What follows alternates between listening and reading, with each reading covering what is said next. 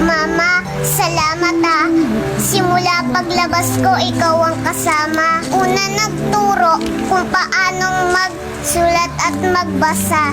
Minsan nga napapalo at pinagsasabihan pa. Ma, ikaw ang nagturo sa akin kung paano maging mabuti sa kapwa. Mama, alam kong pagod ka na. Alam kong minsan umiiyak ka dahil sa problema ng pamilya. Pero hindi mo lang pinakikita. Mama, alam ko rin na may nararamdaman ka na dahil sa buong araw na pag-aalaga. Walang sawa sa paggawa sa bahay. Ma, wala ka ng pahinga.